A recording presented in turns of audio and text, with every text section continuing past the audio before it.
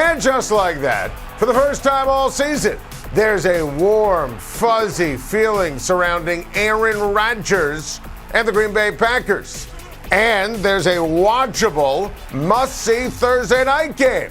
It's the Green Bay Packers, fresh off of a victory in overtime against Dallas, taking on the Tennessee Titans, and I can't wait for it.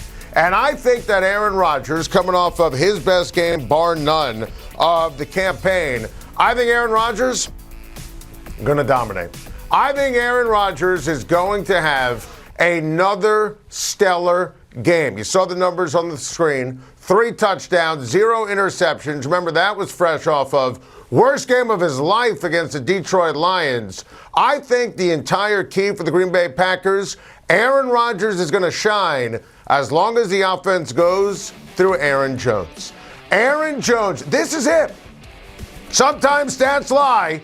Other times, they tell you everything. When I had Aaron Rodgers on my Sirius XM radio show before the season, we talked about how the Packers are going to win 13 games with the formula of a run-first offense. Jones, Dillon, then Aaron Rodgers dominates in the fourth quarter. That hasn't happened. Look, if in fact they win this game tonight, and I think they're going to, they can make the playoffs. They absolutely can make the playoffs. Jones can run on Philly. The confidence would be off the charts. The Rams are obviously toast. Tough games when it comes to Miami and Minnesota, obviously. But I do think that the Green Bay Packers, if they win tonight against Tennessee, and I think they will, I think the Green Bay Packers can go on a run. It's not hyperbole or exaggeration to call tonight everything, because we never had this conversation about Green Bay going on a run if they lose tonight. Tonight could be, if they lose, the final big game in Aaron Rodgers' Green Bay Packer career, because the rest of the season will be irrelevant, and next year, who knows what's going to happen. I think that the fact that they get Derrick Henry on a short week, he's obviously logged a lot of carries. It's going to be tough. He's the best running back, bar none, in the NFL. But Ryan Tannehill is Ryan Tannehill. That's not good for Tennessee. They've got injuries to Titans all across the board on defense. Mike Vrabel is a fabulous coach. He is amazing. The Titans' mentality, they're incredible. Their culture, they're 6-3. But I can't stress enough, as long as the offense goes through Aaron Jones, how much I love Aaron Rodgers and the Packers to win the ballgame tonight. Patrick Mahomes with the ultimate praise for Justin Herbert, and this is going to be a show on Sunday Night Football. Look, it's still Patrick Mahomes and the Chiefs with the upper hand, because Mahomes is the MVP in the NFL as we speak right now, and the Kansas City Chiefs, you saw the Kadarius Toney touchdown, they're just flying and cooking right now. But, you know, the Chargers in week 2 outplayed the Chiefs in Arrowhead, but obviously that was screwed up by Brandon Staley when he didn't get Gerald Everett out of the game. And now Patrick Mahomes is just on pace for everything. Number 1 rankings in all these key areas. The way he plays, it's majestic. Never take it for granted. And what he's done in his career against the AFC West, I mean, my goodness. And that includes a victory last year in Los Angeles on a Thursday night in primetime, where Brandon Staley couldn't manage his way out of a paper bag and was going for 2 haphazardly. Look, Justin Herbert is clearly not 100% healthy. The rib injury he suffered in the Chiefs' loss week number 2. Herbert can make every throw, as Mahomes said. Keenan Allen and Mike Williams, finally, they're trending in the right direction towards playing. That's huge. Sadly, Rashawn Slater, the outstanding tackle, left tackle for Justin Herbert, he's done for the year. I don't trust Brandon Staley as far as I can throw him. I agree with Mahomes, though, in terms of the dreamy quarterback matchup. I love that this game was flexed into primetime. I can't wait to watch it. Justin Herbert is still, in my opinion, in the same category when you look at great quarterbacks and sheer greatness at the quarterback position. He's with Patrick Mahomes. He's with Josh Allen. He's with Joe Burrow. He's with Lamar Jackson. I think Justin Herbert is amazing. My issue is everything else that comes along with the Chargers. I just got off the phone with Lamar Jackson a couple of hours ago. It's an interview you could hear in full on tomorrow's sizzling edition of Schein on Sports on a Football Friday on Mad Dog Sports Radio on Sirius XM. And let me tell you something, Lamar, incredible during the interview, and I think he's about to go on an absolute heater to end the 2022 campaign. The Baltimore Ravens, in a lot of ways, have dealt brilliantly, as you heard Lamar say, with adversity, those uncharacteristic fourth quarter losses, all the injuries. Dobbins, Andrews, Bateman, and Jackson has still been remarkable. I mean, it's crazy what Lamar does week in, week out. And the schedule down the stretch, including this week against Baker Mayfield and the Carolina Panthers, little irony with the 2018 draft class. Sam Darnold is a backup for Baker in Carolina. Look at this schedule. Just stare at the schedule for a second. It's like Lamar and the Ravens called the league and said, hey, can we pick our opponents for the next 8 weeks? Lamar Jackson right now is not a top 5 candidate for league MVP. I'll bet you he ends up finishing with that schedule, with how many wins the Ravens are going to accumulate, with his genius at the quarterback position.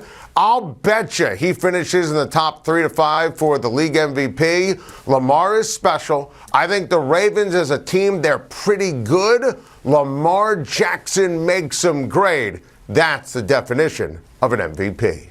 Welcome back. Time to shine. A lot of great talk. Get off my chest on a Thursday. What an epic throwback to our first guest, that Kevin O'Connell was going to be terrific in Minnesota. He has changed everything for this team. And what I love about the Minnesota Vikings, they win close games. 7 straight wins that are one-score games. And you see Kirk Cousins with Kevin O'Connell. Listen, Kirk Cousins is playing with confidence now. And this game with Justin Jefferson and the Minnesota Vikings going up against the Dallas Cowboys on the NFL on CBS this weekend, this is the game of the week. And it is going to be an absolute show, loaded with playoff implications. And Justin Jefferson is top 2 for Offensive Player of the Year. And I trust Kirk Cousins more than I trust Dak Prescott. Who's going to stop me? I mean, we've talked about this all week on Time to Shine about Dak, where you just can't trust him right now in a big-time quarterback matchup, when oftentimes he is the second-best quarterback on the field. Kirk Cousins went into Buffalo and in comeback fashion beat the Buffalo Bills. Let's call that a big-time performance in a big game and give Kirk Cousins and Jefferson all the credit in the world. Look, I like the Cowboys, Mike McCarthy, Tony Pollard. They're so much better with Pollard than Zeke. Offensive line, Micah Parsons, Dan Quinn in the defense. The Minnesota Vikings are better in every single phase, including the quarterback.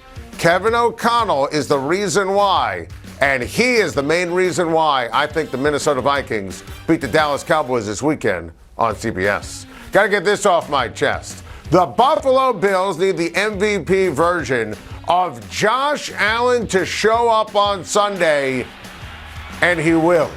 And by the way, this game is now in Detroit with the thunder snowstorm in lovely western New York. The NFL has moved the Bills and the Browns game, 1 o'clock Eastern on CBS, to Detroit.